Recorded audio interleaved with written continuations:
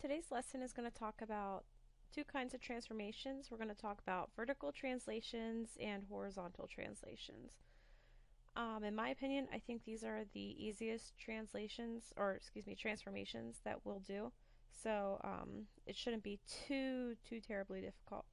So let's just start with a basic parabola. If you remember, you'll have the point 0, 0, 1, 1, and 2, 4. So I know that this is going to basically be reflected over here, so I'll just copy this.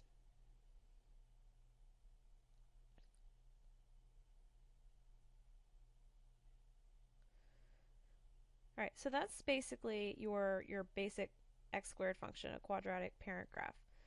So what we're going to do now is we're going to take the original function and we're going to increase it by 3.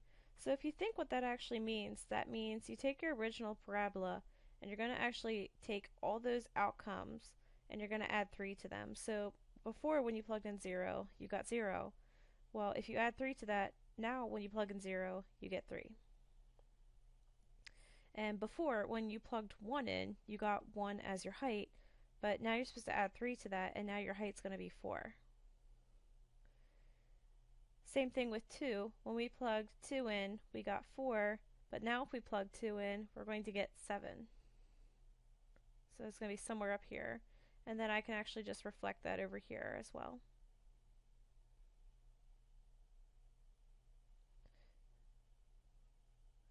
So you need to think of it as if you were making an XY table. And whatever you would have got beforehand, now you're just going to add 3 to the previous. So before, again, you would have got 0. If you add 3 to that, you get 3. Before, if you plugged in 1, well, 1 squared is just 1. If I add 3 to that, I get 4. And 2 squared is 4, but if I add 3 to it, I get 7. So really what we just did with this is we kind of just did the table in our head. We're just adding 3 to wherever the number previously was in regards to height. Right, so let's take that same mentality and let's try to use that down here. Now it does say to use red for the parent function, so it wants us to graph a basic parabola, so I'm going to do that with red.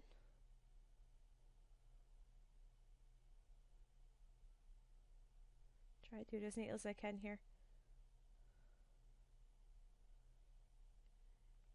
And then we're going to use the transformation as blue. So basically, wherever my red dots were, they're all going to be lowered by 3. So 1, 2, 3, 1, 2, 3, and 1, 2, 3. And then I'll just reflect that over here.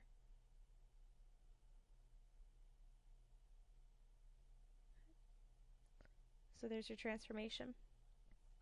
All right. It doesn't change with a square root. So if you graph a basic square root problem, parent function, right? 0, 0 is an ordered pair, 1, 1, and then we can do the square root of 4, and that gets us 2. So I usually use those 3 points to guide me. You want to take the same mentality. So all your previous answers in terms of height are going to be lowered by 5. So this point 0, 0 is going to drop to 0, negative 5. This point, that's 1 high, will drop to negative 4 high. And this point, it's 2 in terms of the y-axis. So if you lower that by 5, 1, 2, 3, 4, 5, you'll be at negative 3. Oops, and I guess we should be using blue for this.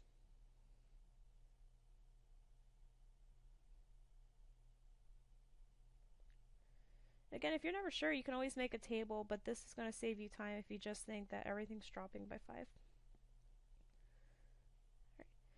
Basic absolute value, so we have 0, 0, 1, 1, 2, 2, etc. It basically reflects this way. Okay. So basically you still have your original absolute value function, but everything is going up a unit. So you're basically adding 1 to your answer. So instead of 0, 0, we're going to have 0, 1. Instead of 1, 1, it's going to be 1, 2, and etc.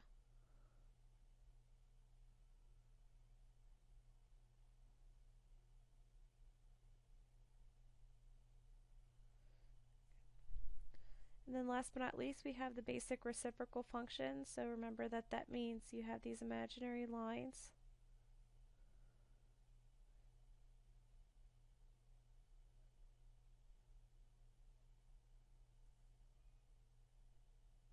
And then your curves will basically get closer and closer to those dashed lines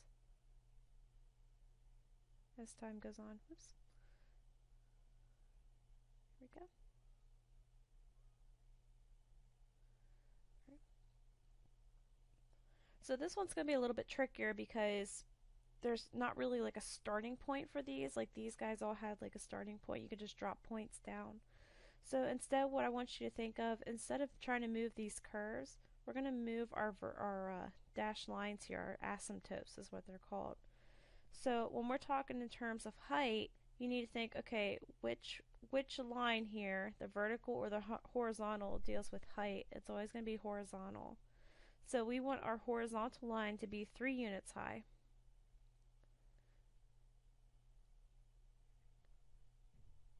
So my new parent function would still have a vertical line through 0, but the height now has grown by 3 everywhere.